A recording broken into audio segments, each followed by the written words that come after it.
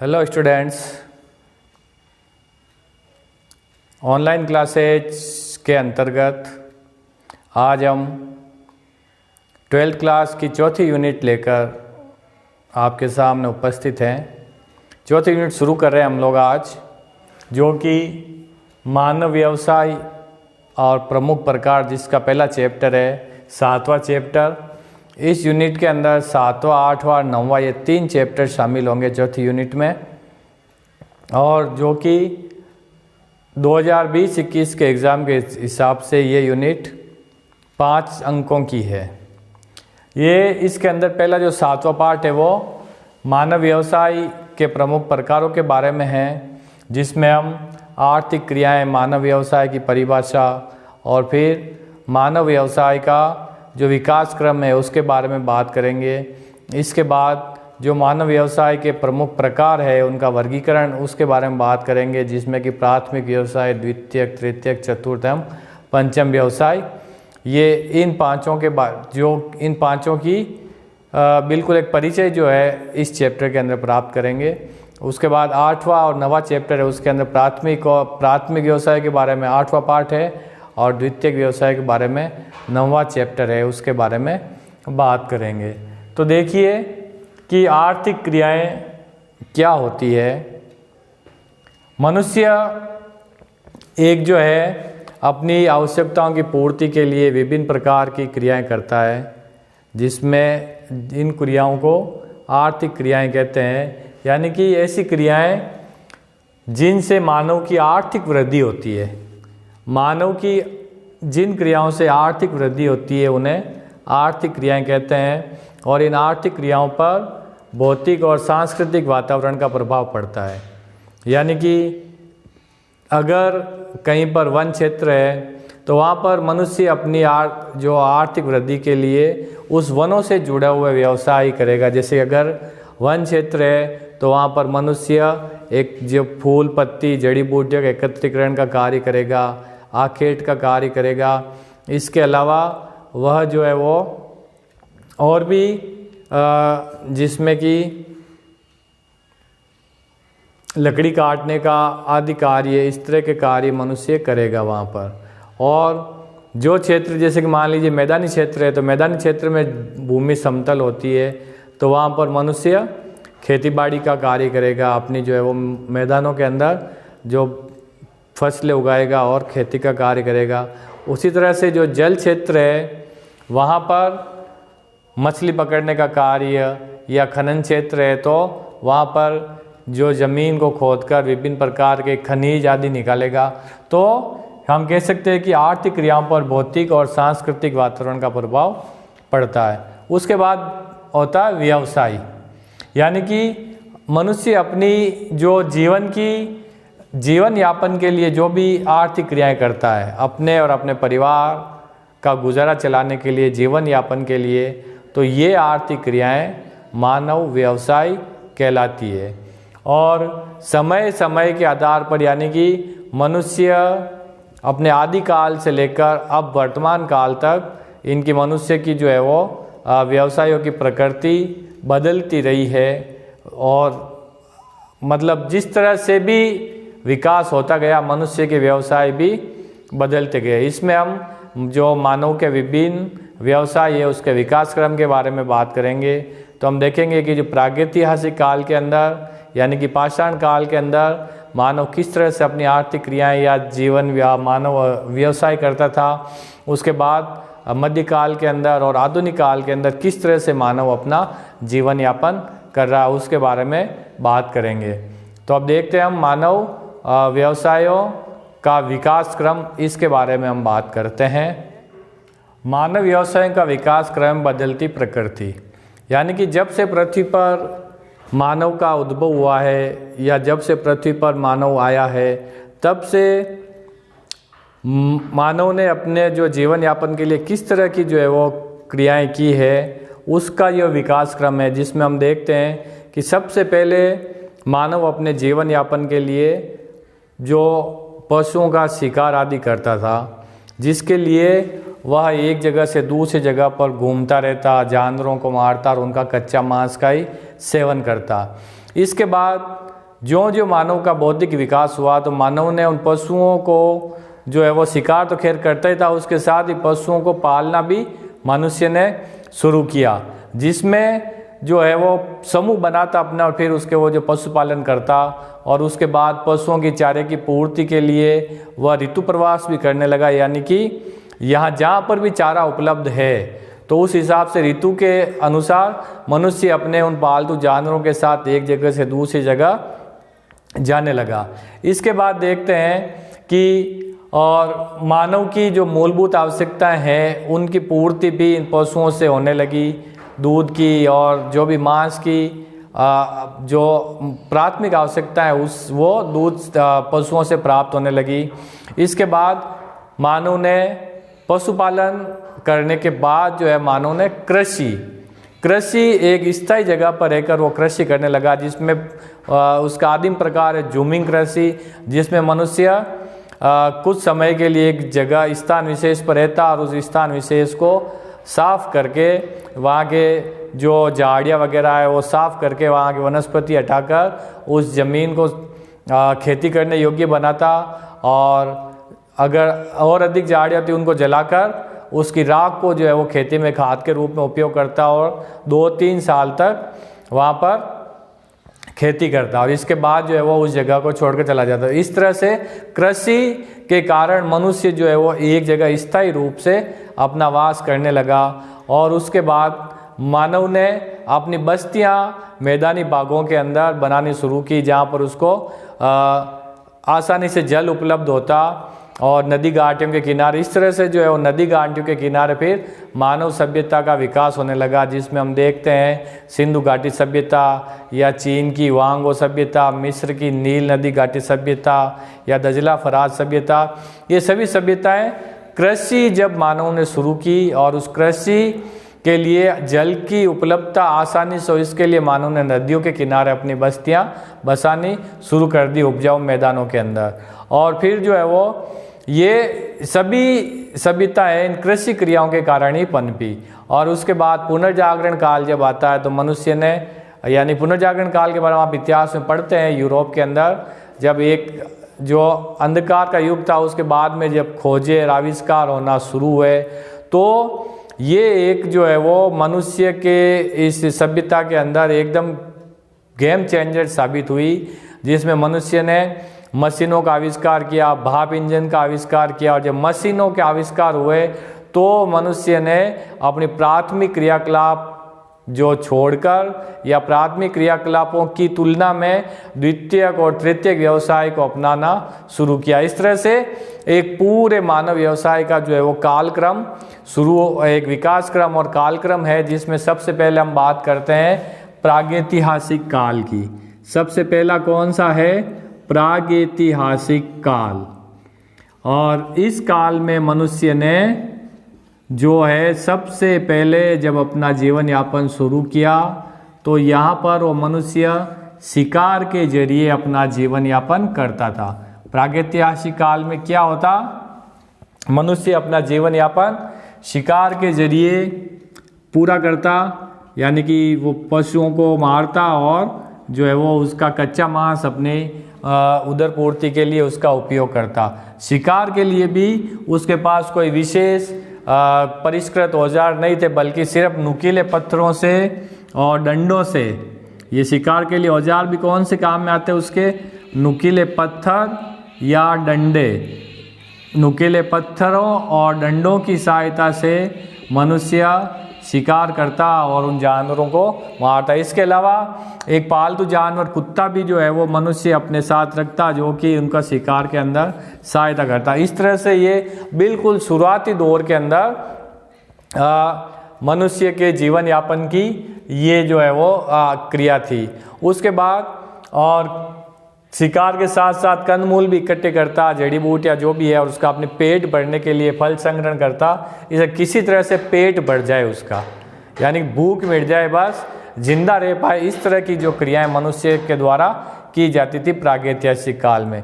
इस तरह से फिर जो उपयोगी जानवर थे, जिसमें अपन ने पहले बात की, तो उपयोगी जानवरों को पालना भी शुरू किया। उपयोगी जानवरों का पालन यानी पशुपालन का व्यवसाय भी शुरू किया मानव ने प्रागैतिहासिक काल के अंदर।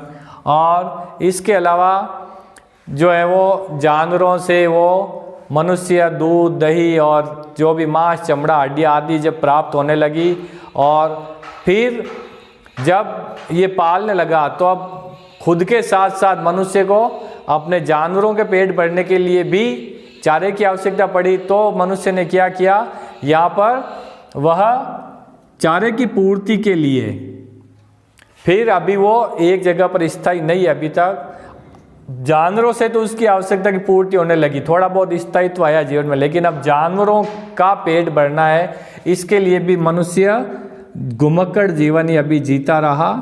क्यों? क्योंकि उसे पशुओं के लिए चारे की आवश्यकता थी। घुमक्कड़ जीवन पशु चारे के लिए मनुष्य इस तरह से अभी भी जो है घुमक्कड़ जीवन जी रहा है। और उसके बाद जब उनको लगने लगा कि हम जो है वो खेती भी हम अपने हिसाब से कर सकते हैं, तो मनुष्य ने अस्थायी तंबू बनाकर थोड़ी बहुत जो जंगलों के अंदर बीज उसको जब मिलने शुरू हुए, बीजों के बारे में जब उसने सोचना शुरू किया, तो वह अस्थायी तंबू बनाकर अपनी जूमिंग खेती करने लगा। थोड़े समय के लिए मनुष्य एक जगह पर रहता 2-3 साल के लिए, और फिर जूमिंग कृषि का विकास मनुष्य ने किया यहाँ पर। तो इस तरह से हम देख सकते हैं सबसे पहले शिकार, फिर जानवरों का पालन, और जानवरों की चारे की आवश्यकता के लिए मनुष्य ने घुमक्कड़ जीवन अब भी जी रहा था। और फिर जब मनुष्य को ये लगने लगा कि हम बीज उगाकर जो है वो खेती कर सकते हैं, तो वहाँ पर जब बीजों के बारे में मनुष्य को जानकारी हुई, तो वह अस्थायी तंबू बनाकर किसी जगह पर रहने लगा और वहाँ पर जूमिंग कृषि करने लगा। इस तरह से और फिर जो है वो इस अस्थायी तंबू के अलावा फिर उसने जो है वो अपनी सुरक्षा के लिए और अपने पशुओं की सुरक्षा के लिए टहनियाँ, लकड़ियाँ और वो छोटे मोटे पत्थर और खालों की, जानवरों के खालों की झोंपड़ियाँ इस तरह से बनाकर मनुष्य ने रहने लगा। और फिर जो है वो इसी प्रागैतिहासिक काल में आगे जाकर एक आता नवपाषाण काल। नवपाषाण काल, यहाँ पर मनुष्य पत्थरों से शिकार कर रहा है, तो अभी पाषाण काल ही चल रहा है। और फिर पाषाण काल के थोड़ी बहुत जब विकास होना आगे जब शुरू हुआ, तो नवपाषाण काल के अंदर मनुष्य ने जो है वो एक बहुत ही मतलब पूरी मानव सभ्यता के लिए अब तक जो कि सबसे बड़ा गेम चेंजर है, जो कि मानव जीवन के लिए इतना बदलाव लाया जिसके बगैर हम जो सोच भी नहीं सकते कि अगर ये चीज़ नहीं होगी तो मनुष्य कैसे जिएगा। यानी कि पहिया, ये जो मानव सभ्यता के विकास का पहिया जिसे मैं कहता हूँ, यही पहिए का आविष्कार जो है वो मानव ने किया। और जब पहिए का आविष्कार हुआ तो उसके बाद मानव सभ्यता को पहिया लग गया और तेजी से विकास करने लगी। यानी कि नवपाषाण काल के अंदर मानव ने पत्थरों के पहिए बनाए, यानी कि गोल चीज़ जो लुढ़कती है उसके ऊपर जब मनुष्य ने गौर किया कि हम इसका अपने जीवन को आसान बनाने के लिए किस तरह से उपयोग कर सकते हैं, तो जब मानव ने इसके ऊपर गौर किया तो फिर वो लुढ़कने वाली चीज़ मानव सभ्यता के अंदर उसने विकास में बहुत ही तेज़ी ला दी। और अब तक हम जो इस पहिए के आविष्कार का लाभ उठा रहे हैं, अगर ये नहीं होता तो अब तक हम इसी दौर के अंदर जी रहे होते। तो ये पहिए का आविष्कार मानव सभ्यता के विकास का पहिया है। और फिर इसी काल के अंदर मानव ने जो है वो मिट्टी के बर्तन बनाने की कला सीख ली थी। यानी मिट्टी के बर्तन भी मानव ने इसी पाषाण काल के अंदर बनाने सीख लिए। तो ये विकास क्रम का पहला जो है वो है प्रागैतिहासिक काल, जिसमें मनुष्य ने शिकार शुरू किया, फिर उपयोगी जानवरों का पालन शुरू किया, फिर चारे के लिए इधर उधर घूम रहा था। और फिर जब बीज के ऊपर उसने गौर किया कि बीज से ही पौधे पनपते हैं, तो उसने उन थोड़ी बहुत बीजों की जानकारी लेकर जूमिंग कृषि प्रारंभ की। फिर जो है वो नवपाषाण काल के अंदर पहिए का आविष्कार हुआ और मिट्टी के बर्तन भी मानव ने इसी काल के अंदर बनाने प्रारंभ किए। तो ये बात थी प्रागैतिहासिक काल की। उसके बाद जो दूसरा काल आता है वह होता है मध्यकाल, प्राचीन काल।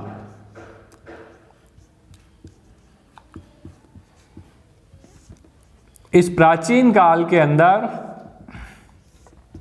जो मनुष्य है अपनी जो पशुपालन जैसी आर्थिक क्रियाएं उसके साथ ही मानव के जीवन में स्थायित्व आ गया, यानी कि वो एक जगह पर रहने लगा।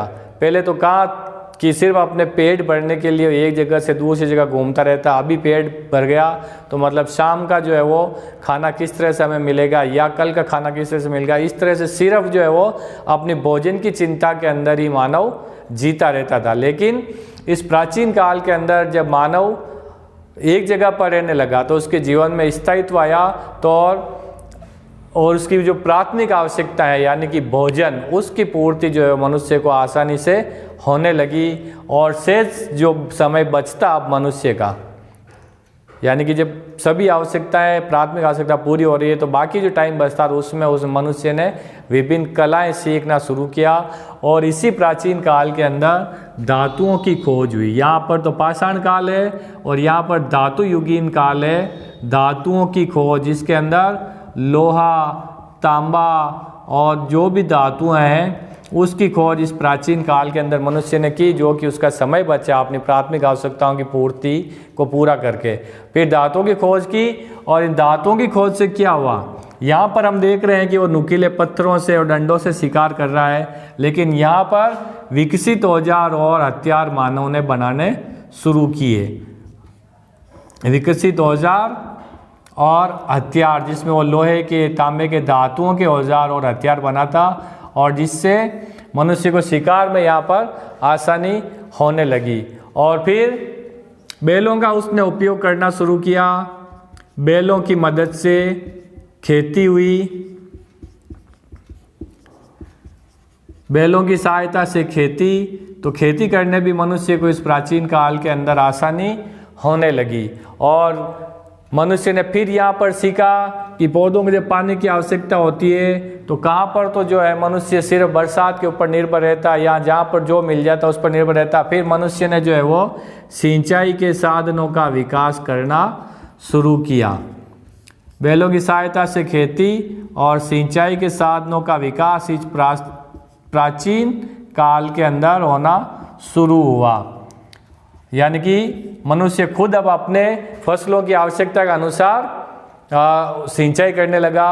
और सिंचाई के बाद लगभग 2500 ईसा पूर्व में जब सिंचाई के साधनों का विकास हो गया, तो यानी कि यहाँ पर हम सिंचाई के साधन किस तरह से मनुष्य ने किए होंगे कि नदियों किनारे जब रहने लगा तो नदी घाटी सभ्यताएं पनपी, जिसमें हम देखते हैं सिंधु घाटी सभ्यता जो 2500 ईसा पूर्व, हड़प्पा और मोहनजोदड़ो, और उसके बाद जो है वो ये जो सभ्यता सिंधु घाटी सभ्यता विकसित हुई। हड़प्पा और मोहनजोदड़ो, सिंधु घाटी सभ्यता का विकास इसी प्राचीन काल के अंदर हुआ। और यहाँ पर मनुष्य ने, हम देखते हैं जब इतिहास के अंदर पढ़ते हैं तो नगर नियोजन और जो है वो भवन निर्माण की कला मनुष्य ने यहाँ पर सीखी। नगर नियोजन और भवन निर्माण की कला मनुष्य ने यहाँ पर सीखी और मनुष्य ने अपना जो है वो विकास करता गया। इसके बाद देखते हैं कि जब ये नदी घाटी सभ्यताएं पनपी तो इसके जो है वो ऐतिहासिक प्रमाण जो है मिस्र के जो पिरामिड हैं, और उसके बाद ये एक बहुत ही बड़ा जो उदाहरण है नदी घाटी सभ्यता के अंदर भवन निर्माण कला का। और फिर इसी प्राचीन काल के अंदर मनुष्य ने जो है वो विभिन्न सामान तैयार किए और उस सामान तैयारों को जो है वो उन सब का व्यापार करने लगा। और इस सिंधु घाटी सभ्यता के अलावा भी यूनान और रोम के अंदर भी जो है वो भवन निर्माण कला और ये सब का विकास हुआ। तो ये प्राचीन काल की बात है, जिसमें देखिए सबसे एक आवश्यक चीज़, महत्वपूर्ण चीज़ ये है कि धातुओं की खोज हुई प्राचीन काल के अंदर। और फिर बैलों की सहायता से खेती, सिंचाई के साधनों का विकास और विभिन्न जो सिंधु नदी घाटी सभ्यता है वहाँ पर ये इनका विकास हुआ नदी घाटियों में, और जहाँ पर जो है मनुष्य ने नगर नियोजन और भवन निर्माण कलाएं सीखी। तो आप अपनी बुक के अंदर देखेंगे तो उसके बारे में और आपको अधिक जानकारी मिल जाएगी। इसके बाद हम बात करते हैं मध्यकाल की। 600 ईस्वी से लेकर 1500 ईस्वी तक का जो समय है ये मध्यकाल कहलाता है। और इस मध्यकाल के अंदर जो यूरोप के अंदर जो मानव व्यवसाय बहुत ही जो विविधता, तरह तरह के मानव व्यवसाय होने लगे, और कृषि का भी इसी समय में बहुत ही अधिक विकास होने लगा। और फिर जो है वो जागीरदारी और सामंतवादी प्रथा भी इसी काल में प्रारंभ हुई, और इसी काल में जागीरदारी और सामंतवादी प्रथा पाई जाती थी, जिसमें क्या होता था, जमीन का मालिक कोई जो है एक व्यक्ति बहुत ही बड़ी ज़मीन का मालिक होता और उसके सामने कुछ लोग उस ज़मीन के ऊपर खेती करते मजदूर के रूप में, और फिर उसमें जो है कुछ निश्चित हिस्सा उन मजदूर को मिलता और बाकी जो ये सामंतवादी या जागीरदार ले लेते थे। तो ये जागीरदारी और सामंतवादी प्रथा भी मध्यकाल के अंदर विकसित हुई, और फिर उसके बाद शिक्षा भी बढ़ने लगी, और जो है वो व्यापार भी इसी समय में बढ़ने लगे, और सांस्कृतिक विकास भी इसी मध्यकाल के अंदर होने लगा था, और जिसके कारण बड़े बड़े नगर बनने लगे। जब शिक्षा का विकास हुआ और संस्कृति का विकास हुआ तो बड़े बड़े नगर इस मध्यकाल के अंदर पनपने लगे। और उसके बाद व्यापार जो कि प्राचीन काल में शुरुआती दौर में था, जिसमें जो तैयार माल को जो है वो बेचा जाता था, तो व्यापार का विकास इस मध्यकाल के अंदर हुआ, जिसके अंदर जो है वो वस्तु विनिमय होता था। वस्तु विनिमय क्या होता है कि एक वस्तु के बदले में दूसरी वस्तु को खरीदना। जैसे कि अगर मुझे किसी कपड़े की आवश्यकता होती तो अपने खेत के अंदर जो भी फसल होती वो मैं ले जाकर जो कपड़ा व्यापारी को देता, और कपड़ा व्यापारी और कुछ निश्चित भाव के हिसाब से वो जो खेत का उत्पाद होता, किसी फसल का उत्पाद वो लेता और उसके बदले में कुछ कपड़ा देता। इस तरह से ये वस्तु विनिमय भी इस मध्यकाल के अंदर होता था, वस्तु विनिमय। और इसके अलावा जो है हम बात करते हैं कि धार्मिक विचारों का प्रभुत्व और वैचारिक स्वतंत्रता का जब दमन यूरोप के अंदर होने लगा, तो और जिसके कारण तकनीकी विकास अधिक यूरोप के अंदर नहीं होता था, और भारत में भी जो है व्यवसाय, कृषि, कुटीर उद्योग, व्यापार का सर्वाधिक विकास होने लगा था इसी दौर के अंदर। और भारत में उस समय ये बहुत ही अधिक विकसित थे कुटीर उद्योग और विभिन्न तरह के उद्योग। तो मध्यकाल के अंदर देखिए 600 ईस्वी से 1500 ईस्वी का जो काल है वो मध्यकाल है। जागीरदारी और सामंतवादी व्यवस्था इस काल के अंदर पनप लगी, और व्यापार का विकास और वस्तु विनिमय इस दौर के अंदर होता था। तकनीकी विकास अधिक यूरोप के अंदर क्यों नहीं हो पाया? क्योंकि वहाँ पर जो पोप का साम्राज्य था और जो कुछ जो है वो धार्मिक गुरु कहते थे उस हिसाब से लोगों को चलना पड़ता था। तो इस तरह से ये मध्यकाल है। उसके बाद आखिर में आता है आधुनिक काल, यानी 1500 ईस्वी से लेकर अब तक का जो काल है ये आधुनिक काल कहलाता। और इसी काल के अंदर जो है वो औद्योगिक क्रांति का विकास यूरोप के अंदर जब हुआ था तो ये औद्योगिकीकरण बहुत ही अधिक हुआ, और जो मनुष्य जो है वो प्राथमिक व्यवसाय की तुलना में फिर जो है वो द्वितीयक, तृतीयक और आगे जो है वो इन व्यवसायों का विकास इस आधुनिक काल के अंदर होता गया। और जो मानव व्यवसाय के विकास का चरमोत्कर्ष है जो वर्तमान के अंदर है यहाँ पर, और जो है वो फिर उसके बाद मशीनों के कारण, देखिए यहाँ पर कुछ पॉइंट्स लिख लीजिए। औद्योगिक क्रांति का विकास इस दौर के अंदर हुआ, जिसके कारण क्या हुआ? मशीनीकरण। मशीनीकरण हुआ तो उत्पादन बहुत ही तेजी से बढ़ने लगा। जो भी व्यवसाय अब स्वचालित मशीनों द्वारा होने लगे, चाहे खेती हो, चाहे आपका पशुपालन हो, वो भी वैज्ञानिक तरीकों से होने लगे। मछली पकड़ना हो, वो उसके लिए भी जो बड़ी बड़ी नौकाएं जो है वो विकसित होने लगी। तो हर काम जो है वो मशीनों पर होता है, और बहुत ही वृहद स्तर पर, वाणिज्यिक स्तर पर होता है। पहले तो कहाँ कि सिर्फ मनुष्य जो है वो अपने पेट भरने के लिए और अपने परिवार को जिंदा रखने के लिए व्यवसाय करता था, लेकिन अब जब मनुष्य व्यवसाय करता है तो उसे बहुत ही अधिक जो है वो पूंजी की प्राप्ति भी उसके साथ साथ ही होती है, क्योंकि हर काम मशीनों से होता है। चाहे खेती हो, चाहे जो मछली पकड़ना हो, चाहे पशुपालन हो, चाहे खनन हो, चाहे लकड़ी काटना हो, हर काम जो है वो मशीनों के जरिए होने लगा है। और विकास के उच्चतम स्तर पर जो मनुष्य का व्यवसाय पहुंच गया है। और फिर उसके बाद जो है मनुष्य चतुर्थ और पंचम व्यवसाय भी अपने लगा। जब विकास का उच्चतम स्तर हो जाता है व्यवसाय का, तो मनुष्य प्राथमिक, द्वितीयक, तृतीयक व्यवसाय तो बहुत ही पीछे रह जाते हैं। और अब जो विकसित देश है वहाँ पर हम देखते हैं कि वहाँ पर मनुष्य चतुर्थ और पंचम व्यवसाय जो है वो करने लगा है। तो इस तरह से ये हमने पढ़ा है मानव व्यवसाय का विकास क्रम, जिसमें हमने प्रागैतिहासिक काल यानी कि पाषाण काल, और उसके बाद प्राचीन काल, मध्यकाल और फिर आधुनिक काल के बारे में बात की। आप इसको अपने बुक से पढ़िए तो आसानी से जो है वो चीज़ समझ में आ जाएगी। ये जो अब तक हमने ये पढ़ा है मानव के आर्थिक क्रियाओं की परिभाषा और मानव व्यवसाय का परिभाषा और इसका विकास क्रम, ये जो है आपकी इस यूनिट का परिचय था, बिल्कुल परिचयात्मक ये जो आज का ये लेक्चर है। उसके बाद और ज़्यादा डिटेल में हम अगले चैप्टर्स के अंदर या अगले टॉपिक के अंदर पढ़ेंगे। ध्यान से देखिए और आपको समझ में आ जाएगा। किताब से जुड़े रहिए, पढ़ते रहिए। धन्यवाद। जय हिंद।